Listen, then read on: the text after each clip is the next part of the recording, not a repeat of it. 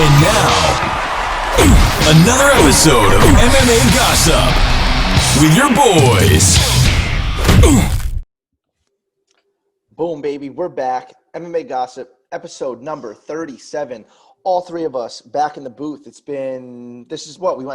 Matt was missing, then I was missing. Mike is the real fucking VIP of the group. Anyways, socials at MMA X Gossip. Like, comment, subscribe. Help the boys out. We appreciate it. We're at 94 subscribers on YouTube, so you know what to do, boys and girls. Help us out. With that being said, we got UFC 254 this week while my dog plays with his squeaker toy. UFC 254, we just had Lomachenko versus Lopez. We have Santa Cruz, Gervonta Davis. We have Bellator 250. A lot of shit's going on in the MMA world. Conor McGregor, Dustin Poirier. Is it at 170? Is it at 155? Just a ton of shit going down, as always, in the world of MMA. Never fucking sleeps. And, yeah, let's get right into it. Yeah, baby, it's good to be back with all of you. Excited to day drink on Saturday and watch Khabib lose his first fight to Justin Gaethje. All right, boys, let's get right back to the recap. Let's talk about the complete destruction and breakdown of Korean Zombie by Brian Ortega. Just what a phenomenal, after people were talking shit about his haircut, people thought that he had to cut it to make weight. He was actually giving it to Locks for Love. Mad props there. I was one of the people that kind of said he looked like shit at the weigh-ins. That buzz cut on his hair, it looked like to be a little uneven. I was one of the people, like 85% of the population, that was counting him out. But Chris, you made a great point about that line not moving a budge, even though like 85% of the people were on Korean Zombie. Why don't you take that? Because I didn't think about that until you said it. It just seems like that's always what happens, like when there's a line and people are so confident one way. Like as of recently, one thing that reminded me of it was Frankie Edgar and Pedro Munoz. Like it was almost like going into that 5-round main event, it was almost like 85%, 90% of people just thought Pedro Munoz was going to run through Frankie Edgar, and there was no way Frankie could win. It was almost like they were matchmaking before the fight was over, and then boom, look what happens. I just feel like, I don't know, what the fuck do I know? I just feel like that's kind of like the story when lines are like that. Like it was almost like, winner of this fight gets a title shot, and it just seemed like a match made in heaven for Korean Zombie. The narrative going in was he's a better striker, and his grappling is, his MMA grappling is good enough to just stand with Brian Ortega all day, and his striking is so far superior that Brian Ortega really had no shot here. And not that I thought that was the narrative, but I mean, that was the story going into it pretty much, and look what happened. It was the absolute polar opposite. Korean Zombie got dropped twice. I mean, none of the fight really took place on the floor at all, and Ortega won 5 dominant rounds on the feet. So Brian Ortega 2.0, maybe he should keep his fucking head shaved. Yeah, man, that fight was so crazy to me. I did not see that playing out. Like, Ortega, just because he's gotten beat up on the feet so many times, I just really didn't see it playing out that way. I mean, we all knew he could take damage. Look at the Max Holloway fight. Would he take over 300 absorbed strikes? Then they didn't even finish the full 5 fucking rounds. So, like, it wasn't even a power thing, man. I just really was never a fan of his boxing. But to me, he looked night and day from his last fight out. Granted, Korean Zombie's not Max Holloway, but nonetheless, right back in the title picture, shut up a lot of people for sure. And I don't know, Korean Zombie to me looked like he was just waiting way too much in the beginning. And while he was waiting, he was getting hit. He never hit his stride, never got his timing down with his counters. He had a couple of big shots, but clean sweep across the board, man. Congrats to him. And, what do you guys think next? Like, do you think title shot or? Yeah. Yeah, right? After that performance, I think so. I think Go ahead, Chris. I guess you have to give him a title shot. Well, I want to hear what Mike has to say first, but I guess a title shot, right? I mean, it's just weird to me. Like 2 years off, come back, win a fight, and then Korean Zombie was surging though, granted, but I don't know. Maybe I want to see who Calvin Kattar fights next. It's looking like Max Holloway. He's been out for a little bit, so that would be a good fight though. We'll fucking see. What do you think, Mike? Though about the fight, Korean Zombie? I just think that Korean was never able to get off on his offense. And if you think about it, that's more of a testament to Brian Ortega's game plan going into this fight. Because if you can shut down, Zombie was never a volume guy. He was a counter puncher and just a hard hitter, as opposed to Max Holloway, who's a volume puncher and doesn't hit as hard, So I guess that's our faults for not reading that. But I mean, Brian Ortega I'm not going to say he's 2.0. I mean, everyone's going to be like, damn, Brian Ortega's back after 2 years. Oh my God. But then I don't know. I mean, Alex Volkanovski is another 100% different matchup. You know, guy throws kicks, guy faints like a fucking animal. You know, who knows how the matchup is going to go? But props to Brian Ortega. I do think he deserves a title shot. You know, Calvin Kattar was right there as well, but I do like the Max Holloway matchup. And that's it, boys. I mean, we lost money. we lost the pick. We lost the money. Outside of that, though, our picks were fucking awesome. Yeah, we did well for sure. Yeah, we did. Not me. Definitely did well. Not fucking me. Yo, that's what we got to stop doing. Anytime we lock into somebody, like all of us, they lose. And it's not even close. That's what I said. Fuck that noise. You called it, Chris. I was like, fuck that. I can't. The triple lock fucks us. But then my lock lost anyway. I had Julian Robertson as my lock. Talked myself out of it, but at least regular pick. Got her as a regular pick. I was fucking confident. I feel like I said it to you guys in text message, but I feel like I have a good read on her fights. I feel like I know what I'm going to get. Yeah. I wanted to fade her, so you do, because I thought that she was going to lose. I didn't make the pick, but I thought she was going to. Yeah. Her last 3 fights I've been right with. She won 2 of them, and she lost to Macy Barber, and I was faded her against Macy Barber. And, yeah. Yeah, so 8-8 for underdogs over here. Tail me on the dogs. Everybody. Yeah. All right, let's talk about really quick about Andrade. Andrade not systematically, it was a close first round, but that body shot at the end was like, whoa. That was sick. Justified stoppage, 100%. I thought it was a knee at first. Oh, yeah. Yeah. Like live watching, because it wasn't short. It was a fucking Andrade punch, but I thought she landed a knee, and then when I saw Chain turn, spin, I'm like, well, that's the telltale sign you don't want to fucking be in there anymore, But you can't fucking win them all, and you can't protect your liver like that. Like, dude, that just fucking happens. You know what I mean? Like, happens to the best of us. Cowboy, Jeremy Stevens. Like, you're gonna fucking see. You know what I mean? It's unavoidable. You can see the difference in power too, from one fighter struck as opposed to the other. Like, night and day. It's crazy. I mean, we said that though. One was a volume striker that has more of a point fighting style, and the other one looks to take your fucking head off. Yeah, I'm a huge Shakagian fan too. New York girl, I love her. So it broke my heart. Blonde fighter. You never want to see that. She's such a sweetheart. Representing tri-state over here. So I hope she doesn't retire. I know she was talking about it a little bit before, but I really hope she doesn't. I feel like she's got, a few more years in her and maybe make another run in the future. So, but Andrade is just Andrade. We know you're going to get out of her, and people can't stop her. So give her props where where it's due.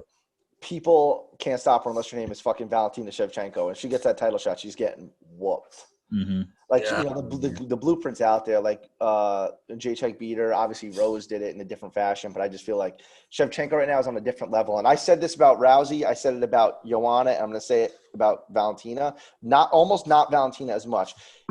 Women's MMA as a whole is so fresh still, and women's MMA is even more fresh, that it was only a matter of time until Ronda got caught up with. You know what I mean? Her striking was ass, and her judo was just fucking there, and she used it against everyone. And then they figured it out. She got beat, and then the blueprint was out there for Jacek, and she's gotten beat. And now I feel like Valentina is just such a fucking complete fighter. She's going out there and arm barring fucking jiu-jitsu specialists and stopping strikers. You know what I mean?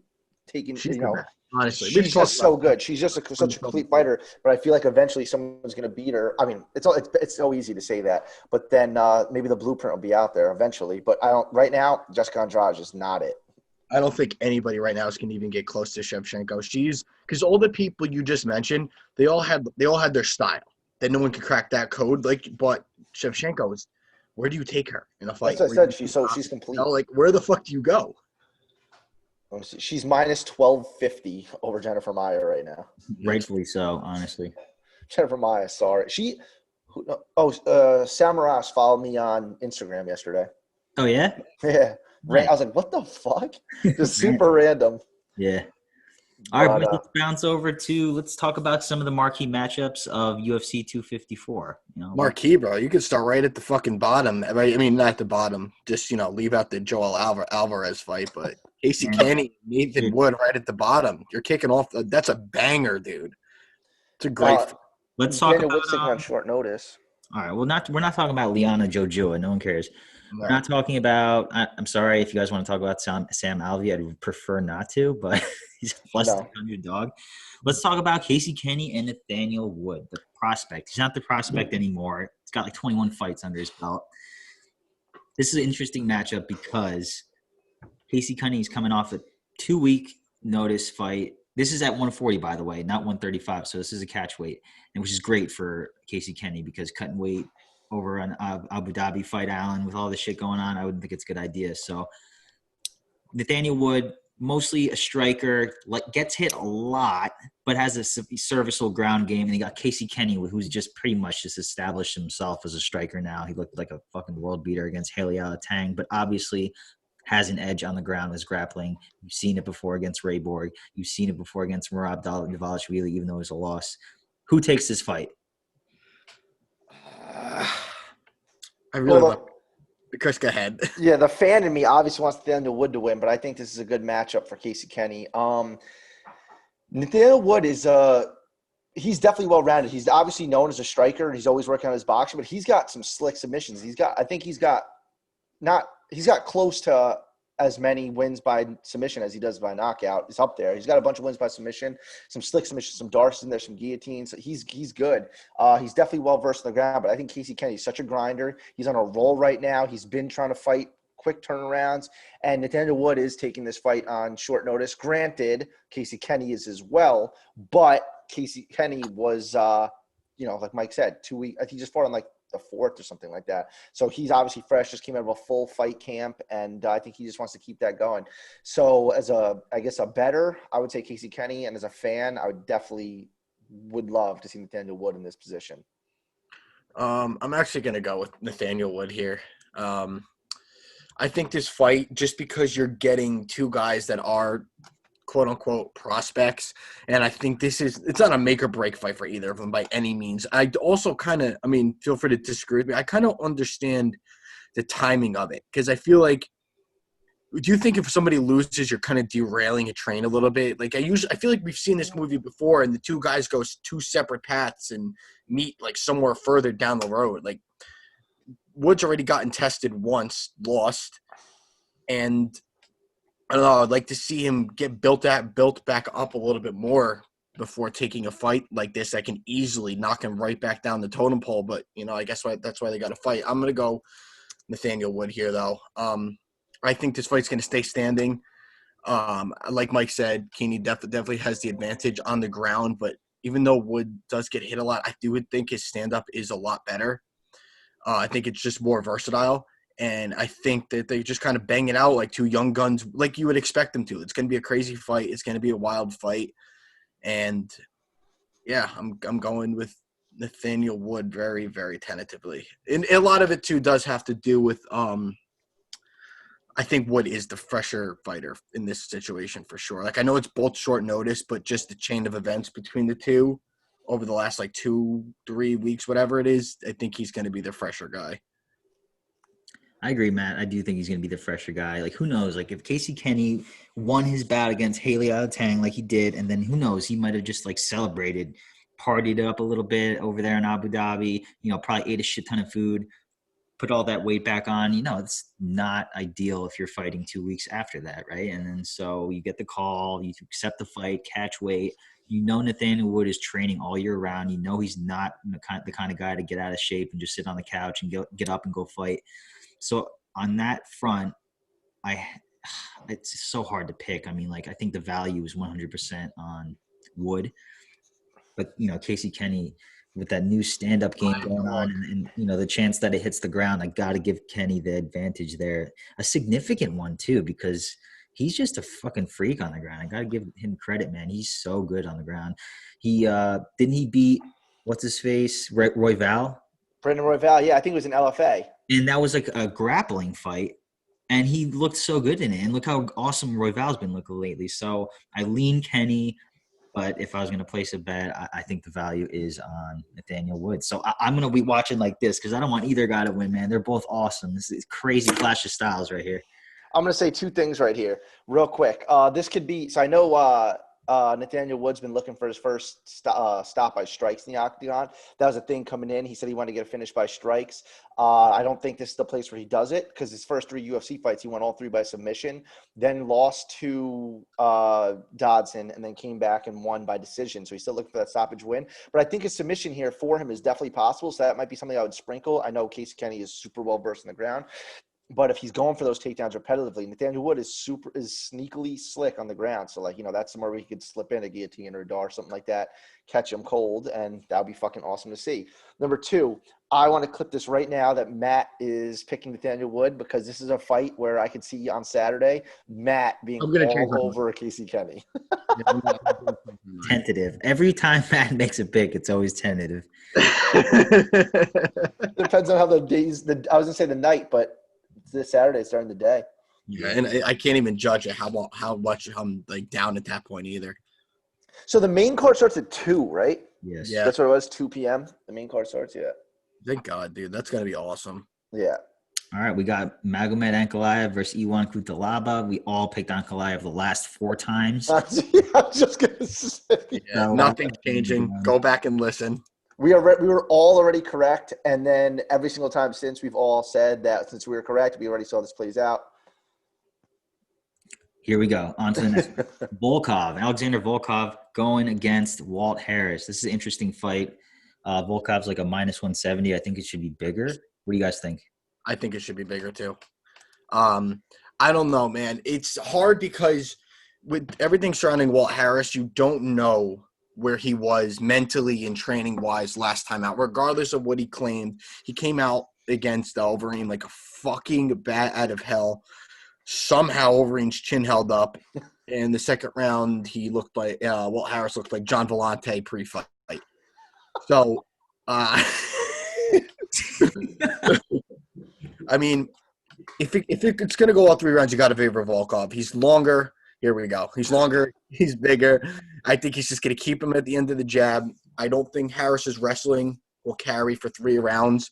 But Harris is really dangerous in that first round. And if that whole, it sucks, but if his whole situation with his daughter really affected his last fight, you don't know where his training really was and just everything. It's a completely different fight. And it's not like we haven't seen good things out of him before. So I really hate using that as my basis, but Volkov is no slouch. I'm gonna go with him, but it is a scary pick. And Mike, I thought about what you said about the line, and I agreed with it at first, but now I really do think there's a chance Walt Harris cleans him up early. But I'm going to go Volkov here. But I would probably go by decision.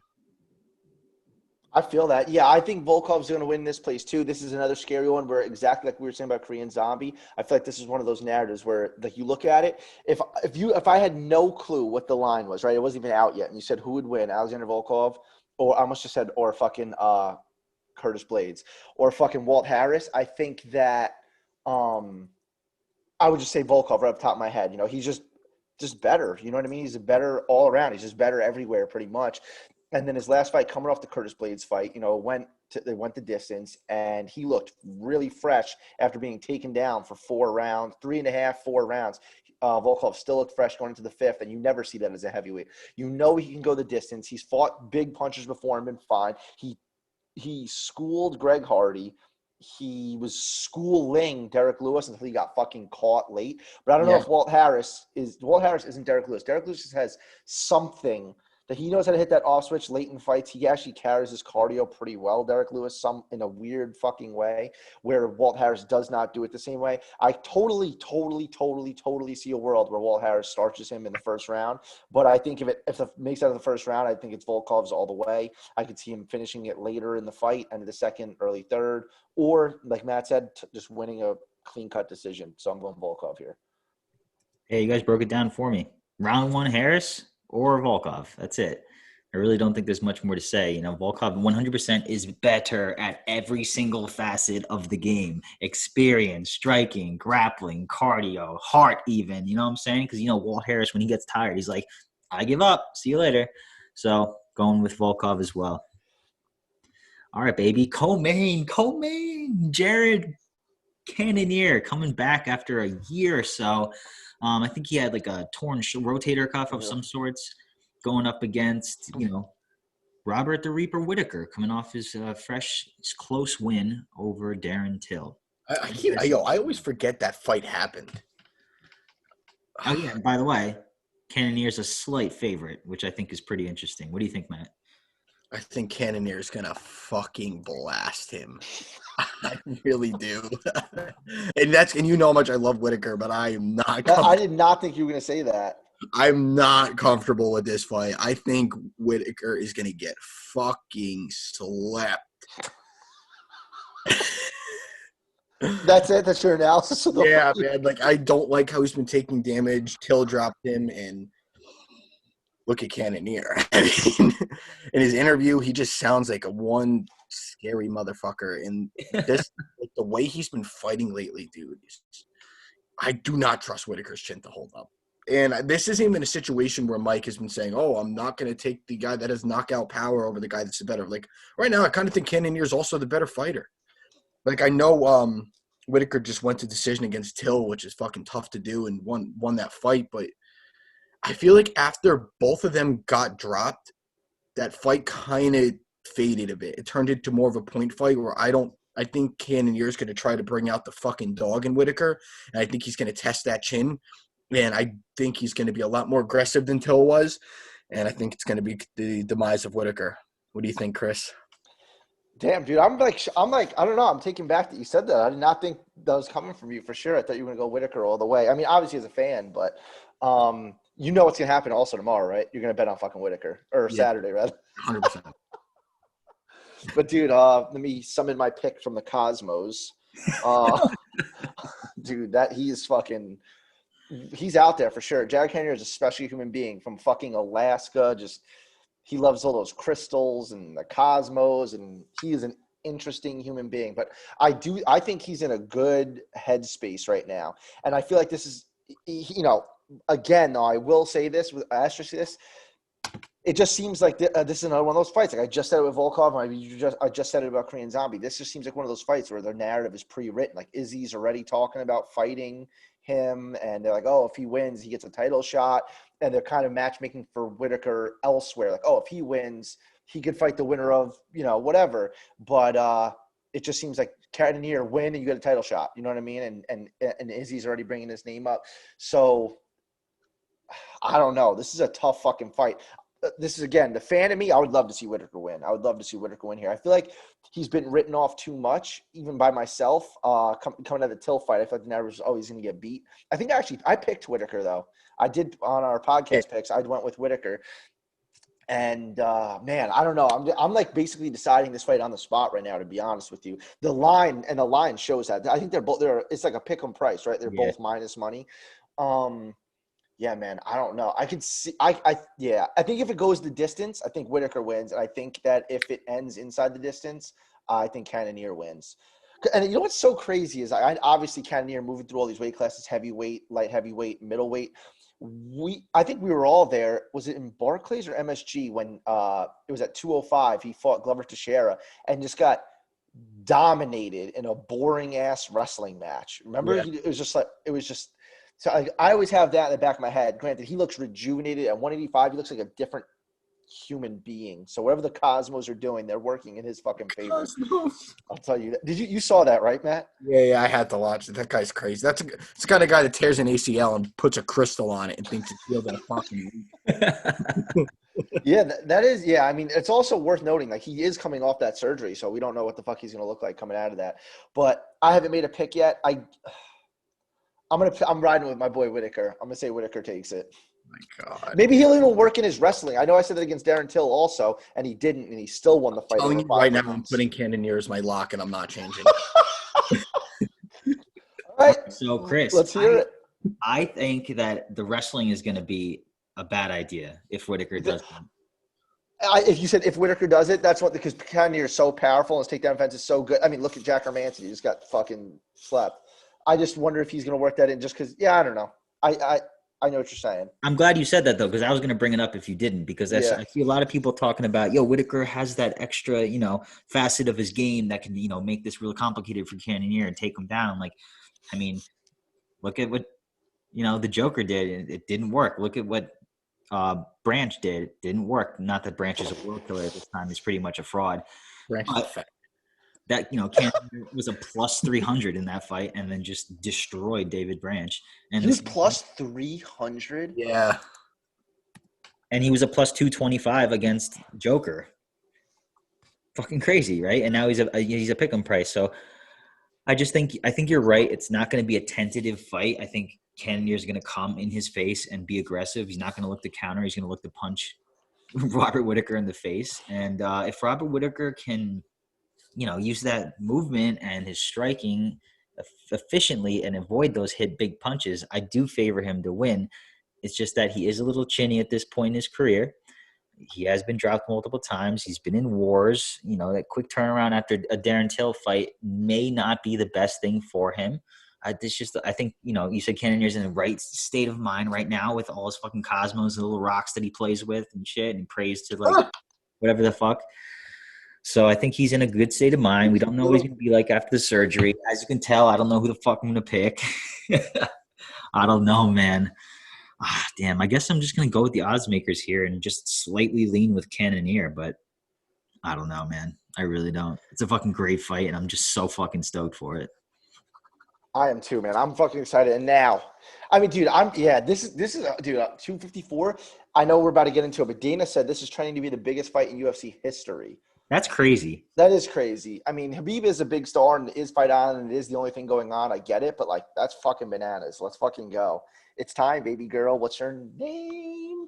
Justin Gaethje, the highlight reel, coming off a fresh, devastating, beautiful violence victory over Tony Ferguson, who was on a 12-fight win streak, going up against the most dominant UFC champion or most dominant UFC fighter that the roster has ever known. Barely loses a round, barely loses any minutes. Khabib. Everyone knows his game plan. Can't fucking stop him. Matt, tell me why you think Justin's going to win, you bastard. You're muted. Fuck. He's going to win. I really, I've been saying this for so long. Dude, everyone at Sabs knows I have my fucking everything on Gaethje. They're always making fun of me saying there's no way that he wins. He's going to win this fight, and I'll tell you why. How much do you have on him total? Right now, it's not a lot. Let me guess. It's not that much right now because the payout's a lot. I didn't have to put a lot. 600. Close. I have 5. If I'm up though on Saturday on the rest of the card, I'm gonna double it. The first bet I placed was literally back in when literally the day that was announced. Actually, I'll get it as when Chris is talking. But, every time the odds went up, you just put another $50 on. Yeah, pretty much. But fucking. What was I going to say? Oh, so this is how I think the fight is going to play out. I think that in the first round, he's going to get the fight where he wants it. He's going to get Gaethje on the ground. I don't think Gaethje's going to stay there, and I don't think Khabib is going to have as easy of a time getting him there as all of his other opponents. And I think that Gaethje's cardio will hold up better than Khabib's because no matter if you like it or not, if you hate Conor, you love Conor. Facts are Justin Gaethje is probably, and he's a better wrestler than Conor. He's better takedown defense. Probably. 100%. In that fourth round, don't forget, Conor won the third without question. Conor was winning that fourth round up until that kind of bullshit fucking lazy takedown that Conor was just gassed and went down. But that trip. The longer the fight goes on, I think you see a very similar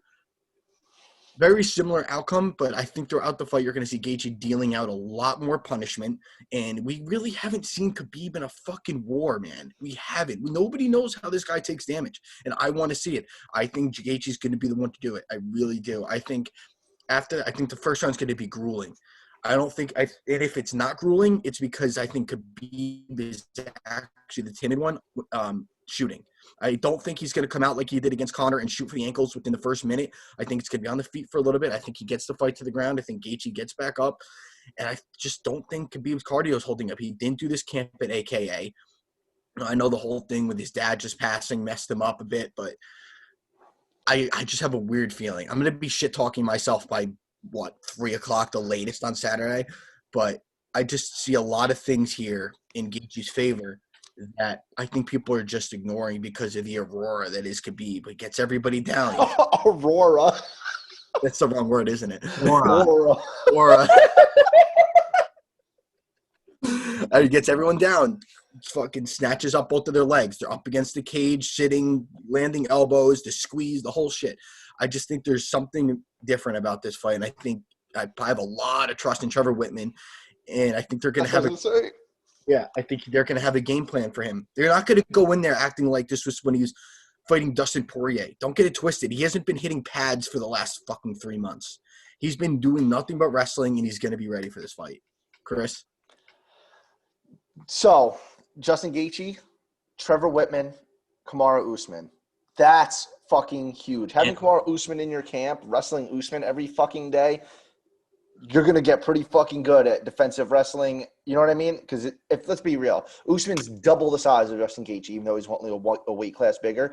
And if like they're in a wrestling match, yes, I know Justin Gaethje is an All-American, but dude, if Usman, who trained at the Olympic Center, is on the other end, you're going to be on the defensive, and that's for sure. So he's been doing that for weeks on months, defending Usman's takedowns. And Trevor Whitman is crafting a master game plan on Khabib. He's seeing every single fucking tendency there is to see. And, like, I know it's so easy to say, like, eventually an undefeated fighter is going to lose, right? Especially in MMA. And it's so easy to say, oh, this is the one, this is the one, this is the one, this is the one, this is the one. But I feel like Justin Gaethje right now, leading up to this, in my personal opinion, I was like, if someone's going to beat him with, like, stylistic matchup-wise, this is fucking it. You know what I mean? Like, it's Justin Gaethje. Granted, I did say that out of everyone else. I thought Dustin Poirier was going to be a much harder test for Khabib, and he ran through Poirier. Like, I've never seen someone run through Poirier. Ran through him. That was, like, bad. Like, I was like, holy fuck. That surprised me. I'm not going to lie. But it looks – and honestly, the one thing I'll say before I talk your ear off again, Mike, I want to let you get in on this. I just think that us three especially – I thought the narrative was going to be more so like, I can't believe Justin Gaethje's plus 275 odds. He is a live dog coming into this fight. And everywhere on Twitter, I'm seeing the narrative is like, how is Khabib only minus 300? And I was like, huh. I thought it was going to be the other way around personally. You know what I mean? What do you think? Yeah, it's funny you say that because I was listening to Numbers MMA. Shout out to that guy. Hopefully he comes on our podcast in a couple months. He said he'll hit me up as soon as fantasy football season's over. So I'll hold him to that. Let's say. That's funny that he does that. Like, dude, he's in it. He lives that. And his That's show awesome. Is awesome. And he doesn't it is. break down stats. He uses the stats and creates a new algorithm of stats. So, like, he uses the stats that are given to the general public and then makes new ones in order to, determine efficiency in a certain area, So he was talking today. I was listening to a show today, and he was talking about how, like, he says Khabib at minus 300 is, like, not enough. He's saying, like, minus 300 is, like, tremendous value. And I'm just like, why are we on opposite sides of the spectrum here? Like, I know Khabib is dominant. He's not shown even an ounce of weakness in all his UFC fights. But Gaethje is an unbelievably accurate striker. He was breaking down the stats for Gaethje's striking, and he is just so accurate in terms of strikes thrown and strikes landed, and from a distance, which is, not easy, obviously. There's very few people that are in the upper echelon of that. And then you factor in Gaethje's wrestling. He spent a total of like 21 seconds on his back in the UFC so far. Now, let's be real with ourselves for a little bit. Gaethje is 100% going to eventually be taken down in this fight. I don't think that's a question. And Gaethje said it himself. He goes, if I'm against the cage, I'm screwed. There's no doubt about it. Khabib's ability to work on the cage and get the takedown is second to none. He is the standard for getting takedowns against the cage. So obviously, Khabib deserves to be the favorite, but Gaethje being a plus 275, how the fuck can you not take a stab at that? The man's a fucking savage, bro. He's, like he said, his own words, not mine, born, raised, and bred to fight. He's one of the 3 people that doesn't get nervous in the octagon, McGregor being the other one, and the Iceman, Chuck Liddell, being the third one. According to Bruce Buffer. Gaethje, take my money. Take it. Fucking please. You already took mine. By the way, my first bet on Gaethje was August 5th. Mine was June 23rd at plus 200. I kind of wish I could. I'm gonna delete that and replace it at better odds. Can you do that? I'm gonna see if I can. But Actually, I'm not going to, just because that's my first bet. Like, it's bad juju if I do that, but yeah, but that's my spiel, man.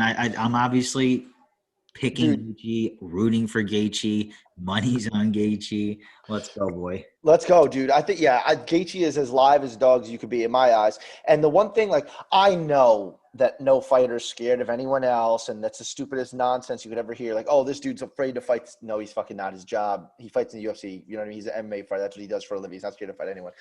But, like, you hear Poirier, like, in his interviews just saying, like, all I've done the past however many weeks is wrestle. Oh, Ali Quinto, all I did was work on my defensive wrestling. Then you have Justin Gaethje, like, Gaethje saying, like, I did my normal thing. Yeah, I fucking wrestled. Obviously, I'm going to be taken down, but I just did what I was doing. And he said in the countdown, he says he's not here for, like, to protect his health. He goes, I'm here for carnage. So I think that he realizes this is going to be a train wreck, and I think he wants to make it a train wreck. You know what I mean? Rather than be taken down, work the cage, get back up. I think Justin Gaethje is going to go back to somewhat of his old ways, be more controlled. But, like, again, he hates, like, I know Brendan Schaub said that when he's, like, reckless, because he's not reckless. He says it's, like, controlled violence.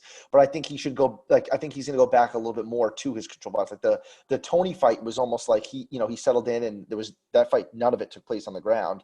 But I think he's going to go in there and throw, and Gaethje's not going to be afraid to throw those leg kicks, and I don't think he should be. I think he's going to try to chop when he gets on the inside, and especially if he's in space, because Khabib really likes those takedowns against the cage. I think if they're in the middle of the octagon, Justin Gaethje's going to whip those fucking calf kicks in there as he should, and not be afraid to be taken down in distance, because that's where he can sprawl. When he's got room, I think if he's pressing against the cage, he said it himself, he's not in good shape. So I think Justin Gaethje is going to come out fucking firing, guns blazing. And I think that's what you have to do against Khabib. Fucking meet power with power. And to go off of what you just said, Chris, I've been watching a lot of Khabib lately just to get, like, we haven't seen him in a while. He doesn't have the best of takedowns.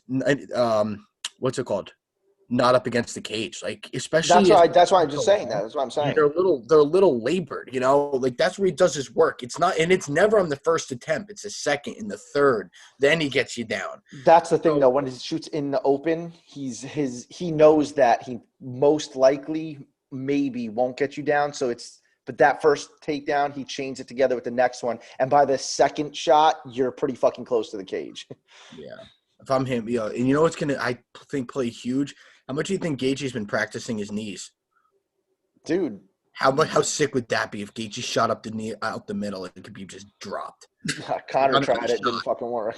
Yeah. But also, one thing I wanted to say, at the stare down, Khabib is thicker than Gaethje, which is not a surprise to anyone. But, like, he makes his weight, I'm going to kill myself. Dude, he's not. He was looking pretty big, like, decently bigger at the weigh-in, at the stare down today at the press conference. But anyway, Justin Gaethje looks like it's pretty unanimous to MMA Gossip Boys. Yeah, hell yeah. I'm not changing my mind. All right, let's keep this train rolling. What's next, Chris? All right. So it looks like Chrissy Bellator is also Chrissy Boxing as of lately. Actually, I always say that boxing was like real. I used to watch a ton of almost as much boxing as I watch MMA. But that was probably back when I lived with Andre a lot in Truax and Dope Person stuff. Me and Andre watched a ton of boxing. But I've been getting into boxing hard, like a lot again. Anyway, this past weekend we saw Vasily Lomachenko take on Teófimo López, and Teófimo López won a wide decision. Some of those scores were fucked, and people already scream, not robbery, definitely not a robbery, but 119, 109, it's 11 rounds to 1. That is fucking crazy, especially because a lot of people were saying before the fight, boxing's fucking rigged. The narrative going in is that they want Lopez to win. Lopez is a decent underdog. I think he was like plus 300.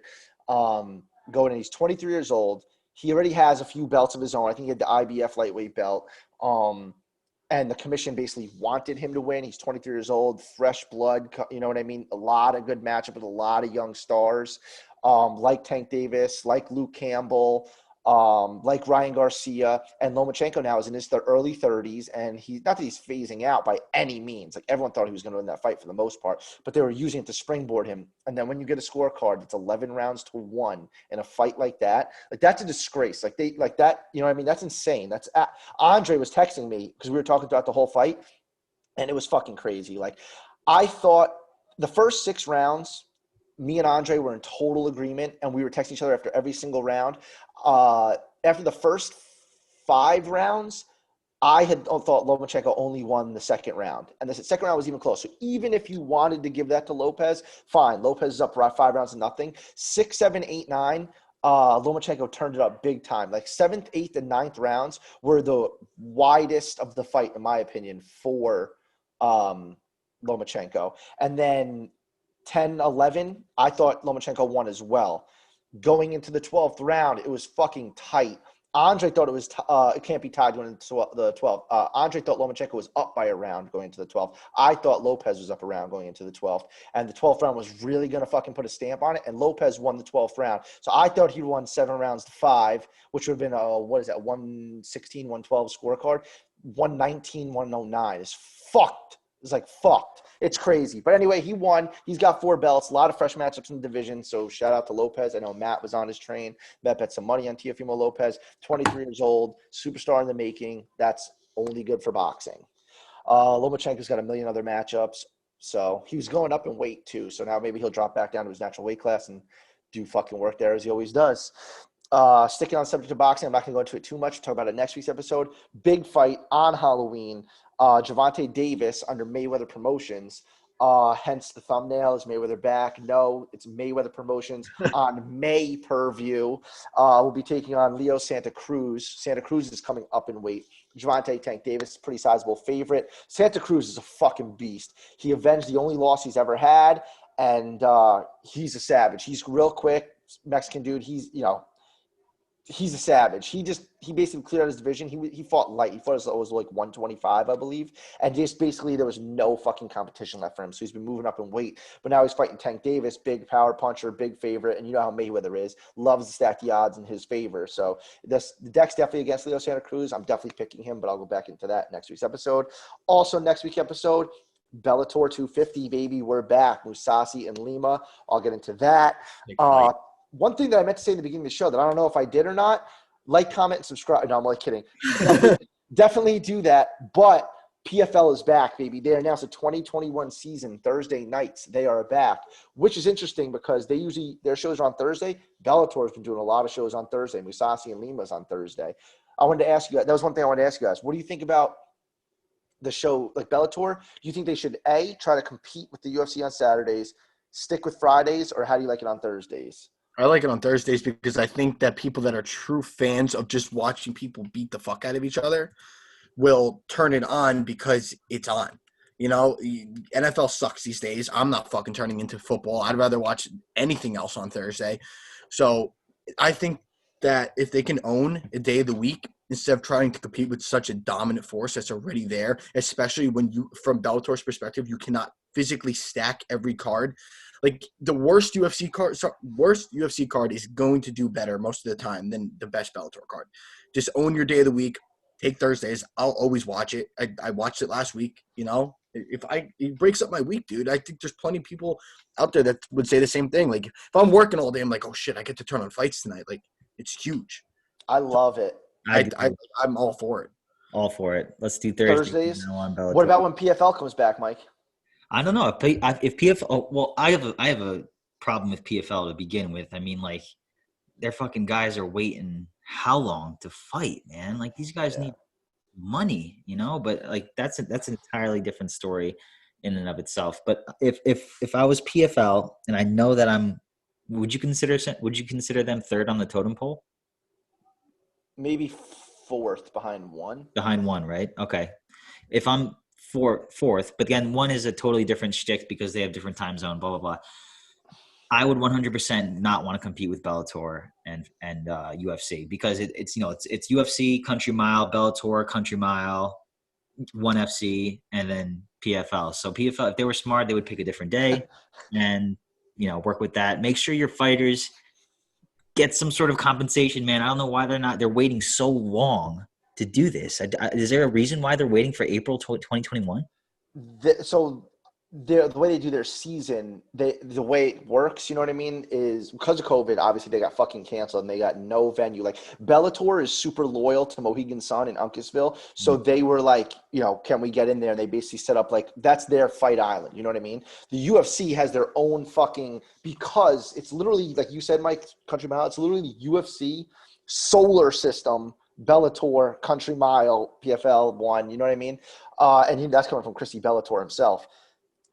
The UFC Apex is so fucking clutch. You know what I mean? They're putting on full-blown shows at home. They don't need to leave their house, basically, and they can put on shows where no one else can do that. And then Fight Island, no one has the money for that. You know what I mean? It's just like they have a monopoly on it almost. Like UFC is almost synonymous with MMA. You know what I mean? Like I have the Bellator fights on. My mom's like, oh, I didn't know the UFC fights were on. I'm like, you know what I mean? Like I just fucking go with it. But that's why I just think the PFL didn't have the money to do it. COVID hit. They couldn't do their season. They usually split it up from the summer, then Halloween, and then New Year's. That totally is off the table now. So I think they're coming back. They're going to try to do it early March, I believe, and then finish it by the summer. They're going to try to have their championships in the summer. So we'll see. But other than that, that's my list, boys. I got UFC 254, the fights. Oh, and I didn't mention it. Again, I'll go into it next week. Alexander, technically, Usyk is the co-main on the Gervonta Davis card. That's huge. He's a cruiserweight going up to heavyweight, taking on Chisora, and Chisora's humongous. But Usyk's a huge favorite going into it. And, I mean, it's looking like it's going to be an Usyk knockout. Couple quick fight announcements. You guys saw OSP and Jamala Hill got booked for December 5th. I didn't see that. I saw that Hill said that he had a fight, but I did not know it was OSP. They rebooked RDA and fucking what's his name? Islam Makhachev. Yeah, and you saw. I mean, this probably means nothing, but Dana White said McGregor Poirier absolutely must happen at lightweight. Did you see what Khabib said about that first? What?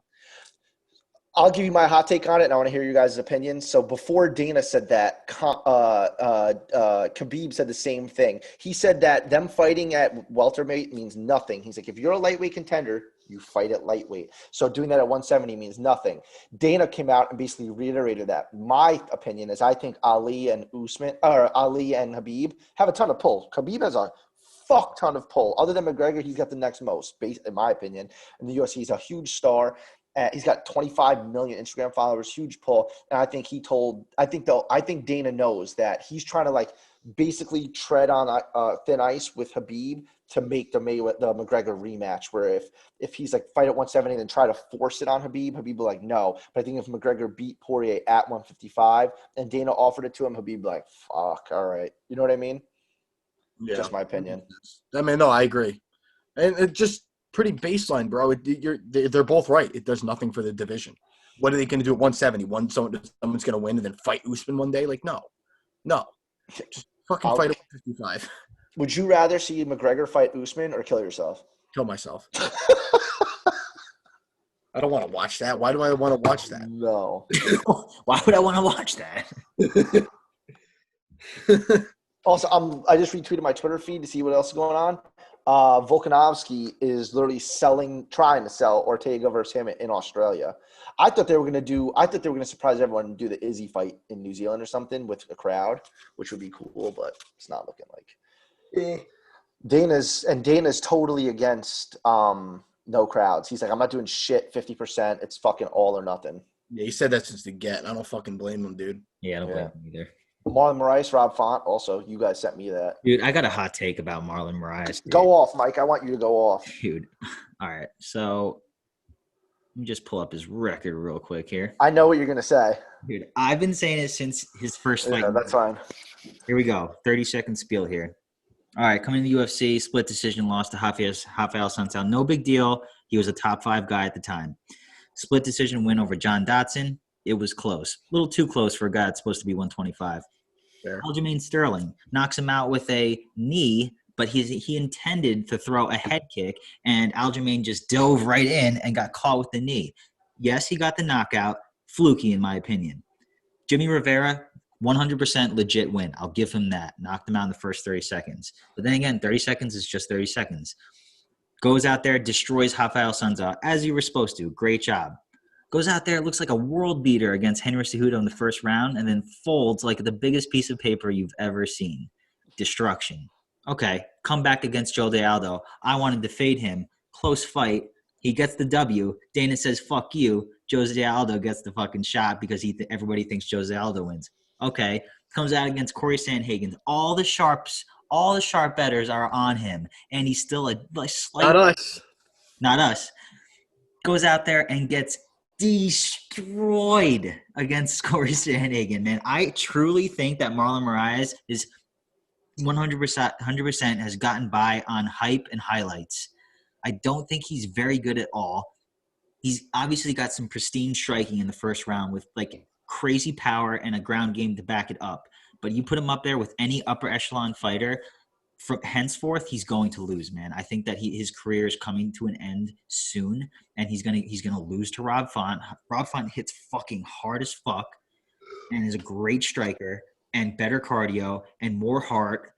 Dude, I'm over Marlon Moraes. I've been over him for fucking 5 years, but yeah, that's my hot take of the day. Marlon after, so he got the Aljo, then Jimmy Rivera, and then a Sunsao knockouts, and he was like the destroyer. You know what I mean? And you know what's funny is when he beat Aldo, they gave Aldo the title shot, not Marlon, even though Marlon won. And now they just held out on Aljamain Sterling. Basically, Dana says no, but dude, it's kind of coincidental. You give Aljamain the shot the day after Sandhagen wins. Bro, come on. Chris, I literally said that to Matt when you were on vacation. I said the exact same thing. It's like a little convenient that they announced the matchup after he loses. They were 100% going to give that title shot to Marlon had he won that fight. I have no doubt in my mind. Definitely. Because Jan and Marlon was supposed to happen in Russia. That shit was supposed to go down, and then COVID happened and all the shit fell through. But anyway, preliminary picks: Aljo or Jan? Aljo. Dude, I've been riding with him, and I'm not stopping now. I think I'm gonna do it too. I think everyone again is against us, Matt. Like Jan, everyone's like Jan is going to win. I want to see Aljo fucking wrestle him, man. I want to see Aljo wrestle him, and Aljo's kicks are so good. And he is so long compared to Jan. Jan is like not tall. And and Aljo really can throw those kicks from a distance. Like, who was it? Was it what's his name? It was Munoz when he just kept him at a distance, right? The whole fight. He was just throwing kicks. He landed his own personal record for significant strikes. Right. And it was kicks. Yeah. That's what I mean. So if he could do that to Jan, and then when Jan gets close, take his ass down. I mean, granted, that's much easier said than done. Yeah. I could see him getting the nod, bro, for sure. Yeah, baby. I'll go with Aljo right now, but tentative, man. I picking against Jan hasn't been working out for me. Yeah, I hear you. So, but what else, boys? You got anything for me? No, we touched on everything I wanted to talk about, man. Great to have the boys back. Dude, I'm fucking pumped to be back. I missed you guys. I was dancing before I got on before. Just pure excitement to talk to you guys. So let's set this in stone right now since I'm fucking gay this weekend. Mike, you still going down? No, you're gay. All right, which weekend are we doing? 255. Let's fucking set it in stone. 255. Let's go. UFC. Okay, 255. Saturday, November 21st. Done. 21st. Is that Shevchenko? There's nothing on this card right now except Joaquin Buckley. I thought Shevchenko was headlining that as of now. Google could just be wrong. Because it was Garbrandt and Figueiredo were supposed to, and then Figueiredo, I think, is a co-main now. Is that? I think so. Or no, he moved. I don't fucking know. Anyway, come down, you pussies. Dude, I was gonna come down, and then Matt fucking ballsack fell off his fucking body. Because, all right, boys, so that is November 21st is Saturday. The following Thursday is Thanksgiving, obviously. So I don't know if you guys are taking off the week. Mike, you might have that week off already or whatever. But then, I'm going to go home. I'll probably go home when you guys do on Sunday or whenever the fuck you go home.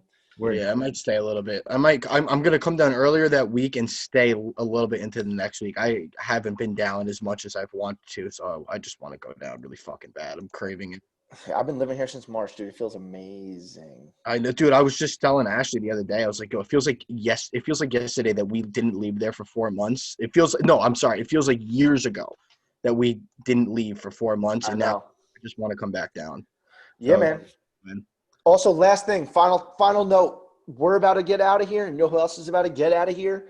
Anderson Silva said that his very last fight is against Uriah Hall. We'll see. I'm going to root my ass off for him. Even though all three of us met Uriah Hall, and he's a nice ass dude. Remember Uriah Hall thought we fought in the UFC? Yeah, you guys fighters? No, I'm going to be rooting for you. I'm going to root for Uriah Hall. Yeah. I hate you, bro. Dude, remember when we were in Barclays when I was the only Brunson person to win. Matt was like cheering for Brunson. Only person ever. You're an idiot. I hate you, Matt. But on that note, boys, like, comment, subscribe. Listen, we're at 94 subscribers. We're 6 away. Help the boys out.